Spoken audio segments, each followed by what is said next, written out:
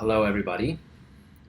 Christian Nix here. I'm the author of the Pivot Protocol, uh, my unique method for fixing your digestion and especially for targeting symptoms of acid reflux. The Pivot Protocol is unique in a couple of ways. So if you're coming to this program and seeing me or hearing me for the first time, I always try to start with a quick review of this, and I keep it short. I want to keep these videos down to 20 to 30 minutes maximum. This is our weekly Q&A for Friday, and thank you again to all of you sending in tons and tons of great questions. Obviously, that helps me help you better, so that's great. And but starting out again with a quick explanation, I discovered this living among indigenous people in Central America.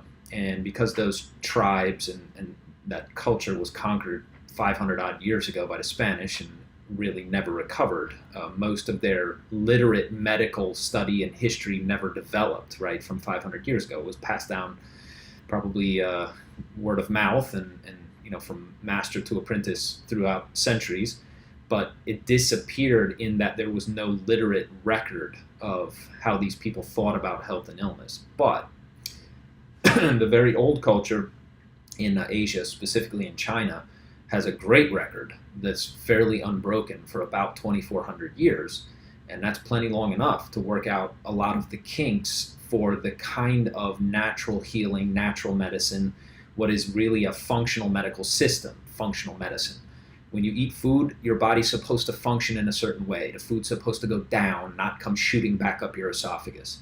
So if you have food and acid and bile coming back up your esophagus, that's a type of dysfunction, usually caused by, as I explained, right, an imbalance in the liver and stomach, also then affecting your spleen and intestines. So right away, you know that the Pivot Protocol is different because the completely, almost insultingly simple view that modern medicine takes is you have acid reflux, you must have too much stomach acid. You understand immediately that this is a completely idiotic way to take on acid reflux because, of course, you need your stomach acid. Most people with reflux are suffering because their stomach acid is not strong enough to digest their food. So that's kind of lesson number one. It's like, so the solution to not having strong enough digestion is to block your stomach acid. That's what the doctor wants to do for you. And all of us, if you've suffered with digestive illness, and I went through it too, you come to understand that modern medicine is not suited to this kind of illness. The holistic system is actually inherently, and when I say inherently, I mean from its design, from the beginning, it was designed to help with these kinds of complex functional issues where something in the body is malfunctioning, but if you do a blood test or an MRI or an X-ray or some kind of CT scan or, test with modern biomedical, biochemical, molecular, biological thinking, they may not find anything wrong with you. And if you've had this experience where you're just insane with frustration, the doctor's like, well, apparently all the tests are negative and everything's fine. It's like, doc, I'm dying here. I can't digest food. Like, how are you telling me that everything's fine? That's preposterous. And I mean, I went through this too. So I know a lot of you, I'm going to get to your questions right now. But I mean, there's some real hardcore cases out there. And that doesn't surprise me because I went through it too. And you're literally ripping your hair out every time you talk to your doctor because they just do not get it. So we have to, and this is point number one, we have to think differently about this kind of condition. You cannot look at it the way modern medicine and sort of modern Western society is telling you to look at it. Oh, just take DGL chews, these deglycerinated licorice extracts where you chew on them and that's supposed to make your acid reflux go away. It's like, look, if it was something simple, your body would fix it. Why? Because your body knows how to heal things. That's why. So if it was really simple, like if you get a paper cut, you don't bleed to death. Your body stops the bleeding and you heal. So if it was really simple and minor, it would heal on its own and it would go away and nobody would have reflux and I wouldn't be doing this program. Okay? But that's not the case. When you have digestive illness, the acid reflux thing is the proverbial tip of the iceberg. There is nothing simple about having acid reflux. What it means is ultimately like 9 or 10 different things have gone wrong in your body to give you this. Okay, and I try to deal with all of those because, unfortunately, for those of you who are wishing that there was like a really quick fix, you have to untangle this thing like it's a very serious knot that you've gotten yourself tied into, and that you have to pull it apart very slowly and start to unwind what has happened. That's what the pivot protocol is all about. Phase 1 really gets into, hey, if you're doing these things, you're definitely adding to your illness. And some people write in and they're like, oh, you didn't teach me anything in phase 1. It's like, are you sure about that? Because I never met a person that I treated in clinic with acid reflux who wasn't causing their illness. And, it's easy to overlook. And they're like, yeah, but I just have 1 Coke a day. Or, but I still like eating my pastries and croissants. It's like, well, you're not ready to heal then. Why don't you go suffer for a few more years? And when you finally figure out that you're causing this and you're ready to change some things, then great, now you're ready to heal. But, people who think that it's like, if you think you can eat any way you want and just, the rules don't apply and that kind of thing, I didn't make up the rules for why you're sick, okay? People go, well, how long is it going to take for me to heal? I don't know. That's up to you, your body, how much health you have, inside you, how easily your body can heal itself. Nobody knows that. Heaven doesn't know the answer to that question, because a lot of it just has to do with your own discipline to apply different principles, and that's what I'm teaching you here. Let's get into your questions, okay? Enough overview. I have to do that because people don't understand why the pivot protocol is so unique and so different. Let's start. I'm going to start all the way at the bottom here. So here we go with a question. So many questions. This is a really, really tough case. Renee, I hope you're watching this. Tough story that I got here. And she wrote to me just saying she's just absolutely dying from reflux, and she started on some portion of the protocol, and that's great. Bad sleep. Look, think of your health this way. Here's your dashboard. How's your sleep? How's your digestion? How's your elimination? Okay, because digestion is like both of those things. How are you assimilating nutrients, and do you feel, are you exhausted after you eat, or do you get a boost of energy when you eat? If you're exhausted, you're not absorbing, right? You're not assimilating nutrients into your body. If you can't move your bowels once a day, that's not good. Or if you have massive diarrhea over and over again, that's not good, right? So how's your sleep, how's your digestion, assimilation, and your elimination? These things really make up your dashboard for your self-healing system. Because if either of those things goes out of whack, you're in deep, deep, deep trouble. And you can't be sick with any problems in that area for any amount of time. So insomnia. I had insomnia. My body wants to sleep, but I'm scared of choking at night, and talking about mucus and just like tons and tons of mucus coming up. The mucus is coming from your intestines. It has to be made somewhere. It's not coming from outer space. It's being produced inside you. What produces mucus? Your body makes mucus when you have inflammation, especially irritation in your colon, your intestines, I should say, not just your large intestine, but anywhere in your intestinal tract. And it puts mucus in there to try to soothe irritated tissue. It could also be irritation in the stomach. It's totally possible, right? You can have ulcers and things like this, stomach ulcers and whatnot. And the body's trying to coat that, to soothe it so your tissues will heal and it will put the fire out. Bacterial overgrowth will cause a lot of mucus to be produced. Okay? If you eat a cheese pizza, you produce a lot of mucus. Food itself is a big cause of mucus because certain foods are really, really hard to digest, and you end up making sludge in your intestines, just like a big ball of mud that's not digesting and it's not moving, so you can eliminate it. So those are your choices. So foods that don't produce mucus are good for you, right? If you're producing a ton of mucus and you're literally choking and vomiting up mucus, your body's completely drowning in dampness. Okay, so don't add any more of it. Bland, boring diet. That's the ticket, right? Soups, broth, oatmeal, grits, like simple to digest, easy to digest foods. To get rid of mucus and dampness, I talk about this A certain kind of tea that I discuss in the program is really valuable, guys. Really, really, it's indispensable. It is the #1 beverage after water in the world. More people drink this beverage than they drink every other kind of drink except water on the planet Earth. There's a reason for that, because throughout the ages, people have found that this really keeps mucus and dampness at bay. So if you're struggling with mucus and dampness, by God, get started with this. I mean, I talk all about it in the masterclass. Okay, this vomiting, this retching up of dampness, this is always, right, you're looking at two huge imbalances, and I explain this in greater detail. I can't explain it all here. Your liver and your stomach are completely out of harmony. Liver-stomach disharmony in the Asian system. Liver-stomach disharmony is when the liver is attacking your stomach, and all of that extra agitation in the stomach makes you retch upward. But if you didn't have anything to retch up, right, if your system was already clear, then also the mucus and dampness wouldn't be showing up. So that implies that another organ has been damaged too.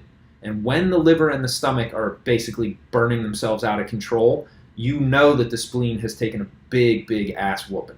Okay, so if your spleen is damaged, you're producing dampness and mucus, and this dampness and mucus and mud is building up in your guts, and then when the stomach and liver get overexcited and agitated, you retch this up, back upward.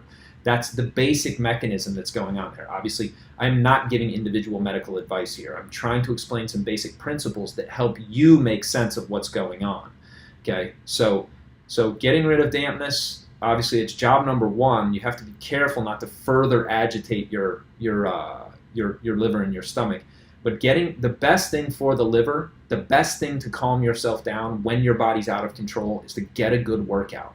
You have to be fanatical about this. Now, if you're not sleeping well, that's very hard to do. And here's where, gentle yoga kind of exercises, that it can be very calming, but still give you the benefit to release that tension in your liver so that it's not driving you nuts, right, and causing your stomach and retching and all the rest of this. Okay? Talking here about antibiotics. Look, if you've been on antibiotics, you must assume that you have bacterial imbalance. There's just no way that you could possibly have good bacteria in your intestines. If you've had antibiotics in the last 25 years of your life, assume that your bacteria is out of balance. That's almost everybody, by the way. Assume that it's out of balance. Assume that you have to get going on probiotic foods. I have a whole philosophy on why probiotic capsules are a complete waste of money, and they're actually dangerous for you. They can be just as dangerous as taking antibiotics. Probiotics sold in capsules in the health food store can give you autoimmune disease. I've seen it over and over again. Nobody talks about this. If you don't believe me, good luck, keep trying, but I'm telling you right now, the best way to get your probiotics, get good bacteria back in your body, is to make foods that ferment. And that's why in the bonus section in the masterclass, that's exactly what I'm teaching you to do. Okay, step by step, right? Here's how you prepare it. Here's how you do it. Look for this. Once it gets to this stage, start eating it. Eat it this way. Have it every day. Have it at the end of your meals, etc. Like A to Z, I'm teaching you how to do this. Okay, and move on here quickly. Talking about one student here, and I've communicated with her a lot, talking about you get so neurotic about foods. It's like, Jesus, what can I eat? I don't even know if I can eat anything without causing flare-ups. Okay, fair enough. You may have a period like that, but understand, okay? And this goes to, and I try to touch on this, and I should do an entire video on it. It's like, is it really worth making it, get to a doctor, get tested for cancers, and get a full body workup and make sure that there's nothing seriously wrong. But if you've been diagnosed by a doctor and they tell you, it's like, there's value in your doctor saying that nothing's wrong with you. It's frustrating because you're like, hey doc, something's definitely wrong.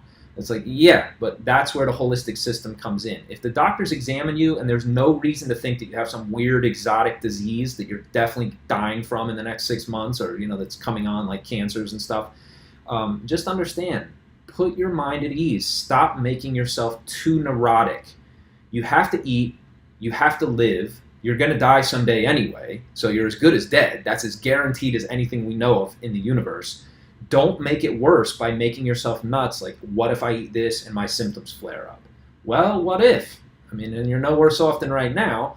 Keep trying things until you figure out, and then have enough discipline where you don't go, oh, well, I'll just have one, scoop of ice cream tonight. Like, no, right? You have to get rid of those kinds of weak moments, obviously, or else you're not really serious about healing. I mean, it just comes down to that. But understand, like, don't make yourself neurotic about foods because you have to eat. You're going to die anyway. The goal here is to make you live well, to get you over your symptoms so that you can live really well. And balancing your organs, like, don't focus on anything emotional at all. Be very, very objective. The liver has these symptoms. It's in your master class. The spleen has these symptoms. The stomach has these symptoms. The intestines have these symptoms. If this is what's going on, target your symptoms and really target and think clearly about, if you need to cool your liver off, what are the cooling foods that I recommend? In the reflux recipes bonus section with all the videos that I shot, and I mean, I understand they're super low quality videos. I did it quickly because I wanted to get this out to you guys and make sure that I'm doing my best for you. Eat some cooling foods before you go to bed and make sure that your liver cools off. Little by little, you're going to turn the ship around. The good part about healing slowly is that it lasts. Okay? If you take a pill to try to fix something like now, right, in the next hour, it tends not to last. You just don't get good results with that because once you go off the medication, what happens, right? Everything comes back. And then the medications themselves imbalance your body, and now you have another problem that you didn't have before you took that pill. So turn the ship slowly, because when you do that, it lasts. It really lasts. Talking here about chest irritation, redness, dryness, throat irritation, that's always heat. And anything in the throat is really caused by the liver, partly because, remember, functional logic, right? If I'm in a tent and there's a fire, a campfire, and there's a big canopy over us, where's the heat going? The heat goes up. So logically, it's going to be hotter at the top of the tent than it would be at the bottom, where, I mean, not in the fire, but at floor level, it's cool, right? At the top, the heat has risen. Heat goes up. It's the same in your body. The Asians are very clever in noticing all of this, right? That system is really elegant. So heat from the liver goes up. When you're not sleeping well, that's heat from your liver agitating your heart so that your heart doesn't calm down and slow down at night, right? Your mind is going and going because your heart won't calm down. It's agitated and running and running and running at 80 beats a minute or whatever, right? You can't calm your consciousness down so that you can go unconscious and sleep and get refreshed, okay? It's the same thing with your throat, your lungs burning in the chest. Heat from the liver is cooking the lungs, and the lungs are very delicate, right? They don't like the heat from the liver. The number one cause of asthma and chest irritation and sore throat, that's all heat from the liver, okay? It's very hard to get rid of. It's harder to get rid of the older you get, for the simple reason that, right? I mean, we burn up as we age. We burn up and burn out, okay? So you have to get rid of this. My personal favorite, I went for a swim this morning. I live by the ocean. I'm about 4 blocks from the beach. Rode a bike to the beach, jump in the water, have a 10, 20-minute swim. It's great. It's exercise, but it also cools the body off. Okay? I tend to run hot, like a lot of people. It's not a bad thing. You just got to keep it under control. Exercise opens this gate, right? Think of your liver like a gate, and it's constantly getting stuck. The hinge is very rusty, and it gets stuck. That's what stress is. It's that pent-up feeling. Open that gate and blow that feeling out of there. That's why you feel so relaxed after you get a good workout. If you can't work out hard, do something light. Do something like yoga. Do something like swimming. Go for a bloody walk. That's a good one too. Neck tension, headaches, again, up, up, up. Here's what happens when the liver combines with dampness. Your liver's hot, but you got a lot of mucus in your guts, and that heat pulls the mucus up. So you get head fog, you get postnasal, you get sore throat, you get swollen glands, right? Again, that muzzy head feeling where you can't concentrate, brain fog, okay? All of that is heat plus dampness, okay? If the dryness gets worse, it will get worse in your lungs and throat. Now you have heat plus dampness plus dryness, okay? You see the way these things combine. Here from Valerie, vasculitis. I mean, that's a hardcore Western diagnosis. Fair enough. You had a bad episode with mosquitoes. I had one last night myself. Yeah, I mean, if you have vasculitis, right, obviously you need to be probably getting some Western medical care. And again, guys, be smart, okay? I'm not an MD here. I have medical clinical experience, but I am not taking the place of your doctor, and I am not taking responsibility for somebody who, oh, you know, this guy told me I don't need to go see a doctor. If you need to see a doctor, see a doctor, okay? Period. Thinning hair, that's dryness affecting the blood, okay? All medications will affect your blood, obviously. They get into your blood. So depending on what medications you're taking, and I know I don't ask that, and you are not offering it here, and so just understand, thinning hair, that's blood vacuity. That means the blood itself is drying out. What does that mean? Your blood is drying out. It means it's not nourishing your tissues. When your skin gets dry, your hair gets dry, your nails get brittle, your eyesight gets bad, right? Your joints get stiff and your muscles get tight and sore, and joints especially get creaky. That's all blood. Your blood is declining in its ability to nourish your body. Partly that's because we become sedentary as we get older, right? Some people are sedentary long before they get old, but as you get older, you don't move as much. I was very athletic when I was young, and now I barely drag my ass out to get to the gym because I hate it, because I'm almost 50, and it's like I'm tired, right? I don't want to do it, but you do it. You find something that you enjoy doing so that your body doesn't dry out. You have to push blood through your body in order to keep everything oiled, right? Your blood nourishes it moistens all of your tissues. So especially if you've been beat up and your body's really worn down, it's hard to get blood into the nooks and crannies to nourish your hair and your eyesight and all the rest. The tiny blood vessels have to get blood in there, or else the tissue does not get nourished by nutrients and oxygen and all the rest, okay? I'm mixing medical systems here so you can understand easily. Chronic pancreatitis. Inflammation in the pancreas is almost always a bacterial imbalance, always. I mean, there's got to be some kind of occult infection. It's not even, understand, your intestines are an infection. That's what they are. Inside your intestinal tract is 100 trillion different bacteria, all of them trying to kill you, right? But some of them, right, a fair amount of them actually have pretty good effects in decomposing your food so that your body can extract nutrients from them. But all that bacteria could cause you infection. I mean, the good bacteria could also kill you, obviously, if it got into your blood. That's what sepsis is. You get a blood infection where bacteria is now moving around your bloodstream. Okay, it's very serious. You can die very quickly from it. Okay, but pancreatitis, because of the way the spleen and pancreas are basically, the spleen is wrapped around the pancreas, and the spleen is the major organ dealing with all the bacteria in your intestines. If you have an inflamed pancreas, really, it's most likely, right, that you have a huge bacterial imbalance, number one, and number two, right, which is almost guaranteed in somebody with reflux. It's almost guaranteed that that's what's going on. And number two, that your pancreas is just bloody exhausted, right, that your body is inflamed and overwhelmed. Mentioned here myofascial fibromyalgia, right, this kind of thing, chronic pain conditions, right. You want to help that to subside from inside you, but also there's some physical things that you can do. Acupuncture is pretty good for it and all the rest. Just reading on here about cholesterol and triglycerides, right? Metabolic problems in the liver. I don't know really what those numbers are or anything else, but you know, if you're having trouble with cholesterol and all the rest, understand that cholesterol is produced in your liver. It's not really a dietary thing. That myth has been debunked. There's very few people who have genetic problems producing with cholesterol, where you eat a couple of eggs and some high-fat kind of foods, and suddenly your cholesterol spikes. Cholesterol is a question of how your liver functions, and that is how you deal with stress.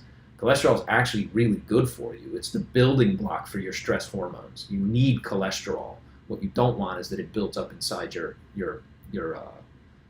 blood vessels, and especially if you have vasculitis, that kind of irritation inside your tiny blood vessels. Well, that's not good, right? If your vascular system's inflamed, the body's going to try to fix that by putting cholesterol into the blood vessels, and that's when you get real trouble. So hopefully you're watching that, and hopefully you understand that. Mary, problem after eating, especially with acid reflux, comes about simply relaxing, not any particular time of day. It burns my throat. There you go again, right? Heat, usually combining with dampness, could be dryness. It just depends. If you have a dry cough, if you have a lot of mucus, that's a damp heat condition. If you have dryness along with it, then right, heat plus dryness, basically. A small breakfast, if I eat too much, right, causes reflux. Yeah, fair enough.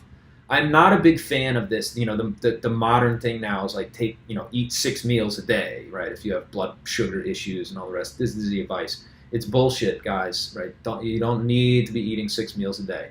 If you need to eat, have a piece of fruit in between meals. Have something, banana, right? Have something really gentle on your body that still gives you a little glucose in your blood and keeps you going. But go hungry is the right answer, right? If you're really struggling, just go hungry. Look, nobody's going to take away all the food out of America or wherever you're watching this, Canada, Australia, UK, wherever you are, chances are there's plenty of food around. Okay, that's not a big deal. If you have a computer and you're watching this, you're probably not going hungry. But you could definitely choose to go hungry as a therapeutic benefit.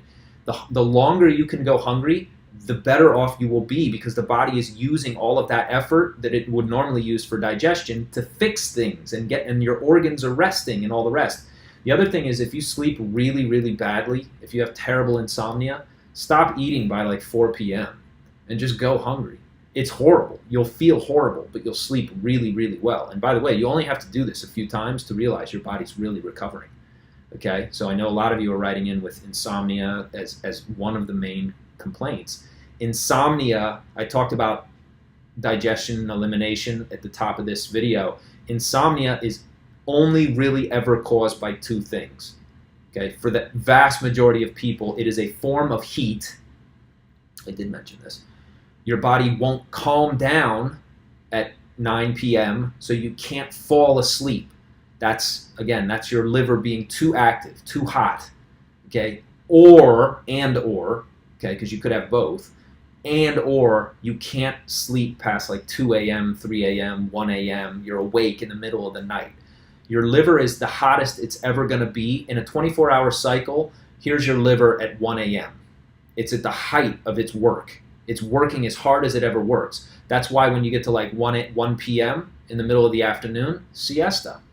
Okay, older cultures recognize like, hey, if you're really exhausted by 1 p.m., 2 p.m., take a break, right? If you can't set your own schedule and you can't do that, I get it, but even disappearing for 5 minutes or 10 minutes, breathe, relax, let your body calm down. If you can take a nap, that's how you recover.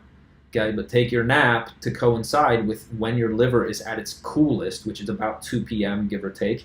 Okay, if you don't have that luxury, understand that your liver is keeping you up at night. Both of those conditions. I can't fall asleep. My liver is overworked. I can't stay asleep because by 1 a.m., click, my brain comes on again and my body's revved up and ready to go no matter what I do. That too is heat with dryness. Your body is so dry inside that it can't cool off all the heat coming from your liver. Okay, so the one is like an excess condition of too much activity in the liver. The second one is too much activity in the liver with dryness going along with it. Your body's so dry that it can't cool you off. Okay, they're not exactly the same. I could say more, but I don't want to confuse people too, right? I'm not trying to give you a medical degree here. Just understand there's two main kinds of insomnia. You can rev the body up, which is an overactivity of heat in your body, which always involves the liver, or you could be dry, and the body is so dry that the heat thing just keeps burning out of control, right? If you think of fire and water in the body, you have to have a certain amount of fluid and good healthy substance in the body to cool and calm your body off. Okay, I never did, right? I was kind of born that way. But you certainly burn it out as you get older. Ferdinand, palpitations. You're describing here a fairly serious issue, cardiovascular kind of problem, and so if you're taking meds from your doctor, you probably need to follow your doctor's advice. I don't feel comfortable advising anybody who's taking medications, but understand this. If you have any kind of cardio involvement, first of all, get to a cardiologist, find out what's going on with your heart. Second of all, understand this. Okay, if you go to a cardiologist, they're going to be really keen to put you on meds and regulate you and test you and charge you a bunch of money, because that's what they do. Okay, obviously, but most people with digestive problems one of the things that happens with reflux is damn near everybody with any kind of heart involvement. It's not your heart. Your heart's generally fine. And I'm not saying that's true here. I don't know anything about you. I'm not diagnosing you, okay? But understand, a lot of people with reflux all report that, oh, I feel like something's wrong with my heart. Is something wrong with my heart? Am I dying? Am I going to have a heart attack? Is my heart going to, do I have heart disease? Like, what's going on with my heart? You go to the doctor and they're like, no, your heart's fine. You get spasm. You'll get a spasm in the lower esophageal sphincter. You'll get spasm in your diaphragm area, right? The stomach itself begins to spasm. The food is not going down, so you get weird contractions of your digestive musculature. And all kinds of things add up to, oh my God, I think something's wrong with my heart. I've seen it over and over again. I went through it myself. Okay, so unless you have a real reason to know, you've been there and they've proven, on whatever test they did for you, CT scan, echocardiogram, obviously electrocardiogram. Oh, I mean, they'll do it in a certain order to rule out certain problems with the heart. Unless you know that there's something organically wrong with your heart valves, muscle, right, something to do with your actual physical viscera of your heart. Chances are it's a side effect. It's a concomitant effect of having acid reflux. Okay, most people who think they have something wrong with their heart and they already know they have reflux have nothing wrong with their heart. It's something that goes along with having acid reflux. So be careful of that. It's like, be careful. Don't get stuck on heart medications if you don't need it. If you gotta, get tough with your doctor, get tough with them. I mean, if there's nothing wrong with your heart, then there's nothing wrong with it. Don't take medications for no reason. That time will come when you don't have a choice. Megan, thank you for your kind email here. You're very welcome. Diabetes and thyroid imbalances. I'm thin too, and I was always thin. And it's better to be thin than to, get out of control fat in the other direction, in my opinion. Now, it's very hard not to burn your body up. When you're too thin, you're too thin. I mean, I know they say, like, you can't be too rich, too sexy, and too thin, whatever. Bullshit. Okay, you can definitely be too thin, right? I disagree with that. So being thin is tough, but it's better than having, the kind of metabolism where you just look at food and you put on 10 pounds. And I've seen that too. That's very tough for people. You say you have low thyroid function. I mean, the best thing for the thyroid still is kelp. And I mean, you can get get a good quality seaweed supplement that specifically has kelp, powdered kelp, green powders of all kinds, and don't panic about it. A lot of people have thyroid imbalance, Like, should you be on Synthroid? Should you be taking anything else? I know you didn't say that here, but it's like, don't worry about it. Lower insulin levels, I don't know, what is that doing to you? I mean, is it really a big problem? If you do have diabetes, obviously the main thing is, like, no bloody sugars ever. Just don't do it. Let your body rest. It's mostly a sign that the body has just burned itself out. If you have problems and you've actually, like, damaged the beta cells in the pancreas, and you're not producing, or you're resistant to insulin, or you're not producing insulin, then you got real troubles, right? And then you do have to supplement insulin. If your cells are resistant to insulin, obviously the thing to do is let your body recover. Let it come back on its own. I know there's other things that can be done for stuff like diabetes. I know that there's other things. I'm telling you, from a functional medicine, from a holistic medical point of view, you still have to fight this the right way, which involves decisions and the way you're going to live and conduct your life, so that you don't make this any worse. Okay, if your pancreas is damaged and you ain't making insulin, well, then you have a real problem, and that's a Western medical problem that you're going to have to get Western medical treatment. They have obviously ways to supplement your insulin. If you're adult onset diabetes, where your body has become resistant to it, the number one thing to do is don't push your body, metabolically speaking. Mostly that means get off all sugars, eat a super strict kind of Spartan diet that I advocate inside the Pivot protocol, the masterclass. Thyroid imbalances, I don't know, does it make you tired? Like, what's going on? It's not clear to me in a lot of cases whether the thyroid is the tail wagging the dog. In other words, your body's worn out, therefore your thyroid's out of whack, or your thyroid's out of whack, therefore your body's also suffering. it's, nourish your body, take some good green powders. That's my advice. That's the place to start. See if you can fix this with nutrition. If you're too thin and it's, really rough on you and all the rest, and you've had tests for insulin levels and high blood, you've got high blood sugar and all the rest, still managing that kind of scenario with lifestyle choices is still the best. Don't fold your cards and, go all in on Western medicine. The time will come when you have nothing else that you can rely on. Hopefully you're like 80, 90 years old, right? 40, 50 years from now, and you can really go, well, this is the best we can do. So Western medicine can keep me alive for a few more years, and it's still worth it. Okay, fair enough. I understand that. But when you're still capable of recovering on your own, you have to fall back on, again, right, what are the pillars of health? Basically, right, diet, exercise, state of mind. If you really have those areas covered, and also you still cannot possibly live with the symptoms that you're dealing with, then by all means, right, then you have to rely on modern medicine.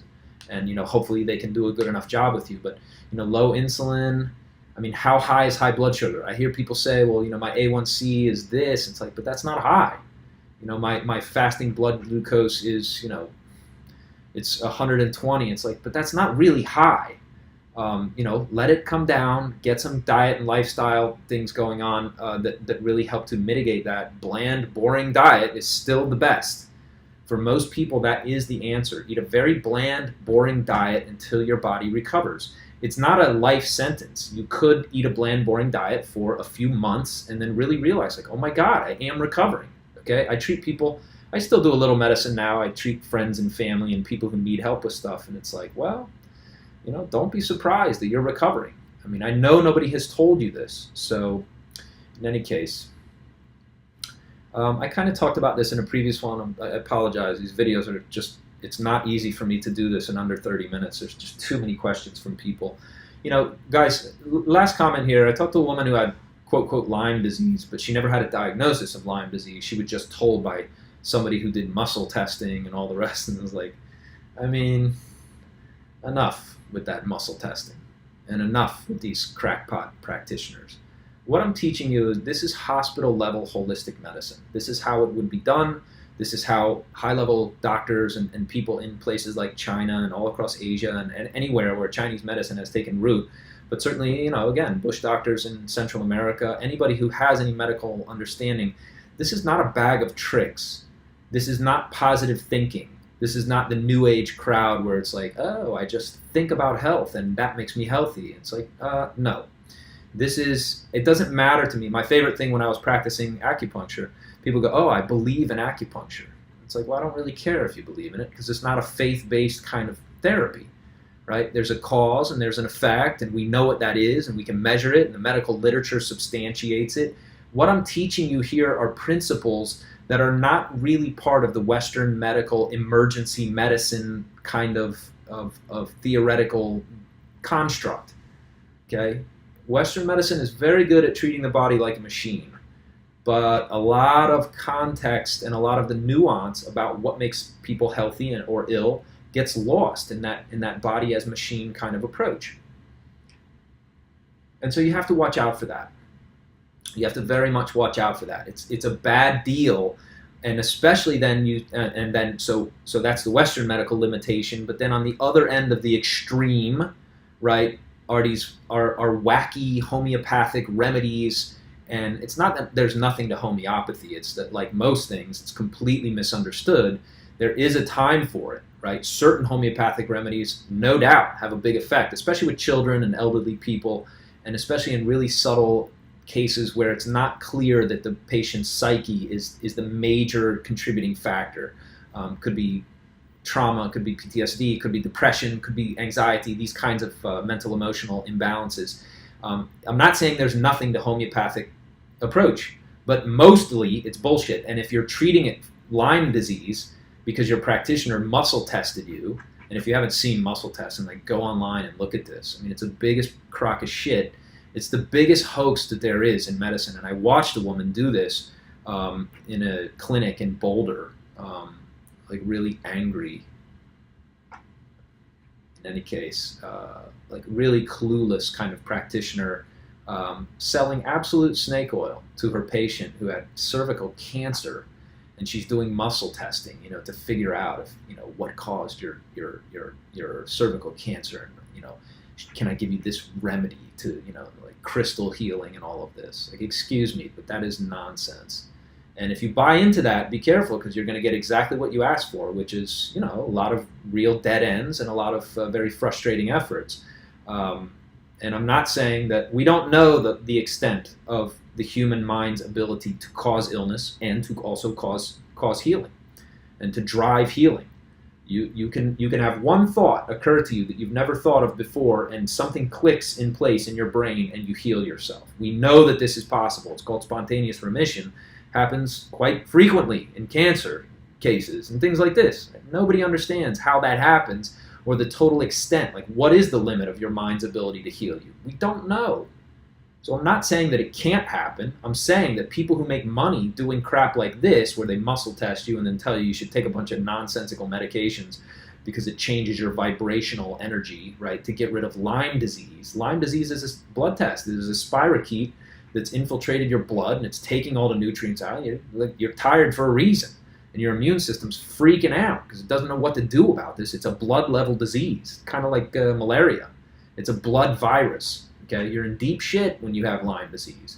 You don't take a homeopathic remedy or crystals and right vibrational healing and all of this. Okay, so watch out for that. I have to say that. I have to say my piece about that, because I'm just appalled that so much of that is still going on. It's like, if nobody's talked sense to you about that, you need to know about it. Okay, anything else here? No, that's all I got. Guys, I couldn't get to everybody's questions. I try to do this once a week. I apologize, the video's so long. I know, hopefully I got to you. If you're sending me emails, I hope you saw this. I hope you saw and that I addressed your questions, and that it tries to at least move you forward. Remember, the goal of all of this is that you can think for yourself. You get a symptom, you know exactly what's causing it. You know exactly what organ is at the bottom of it and what the secondary consequences. Oh my goodness, I have dry stools today. Okay, my intestines are dry. How did that happen? Trace it backward.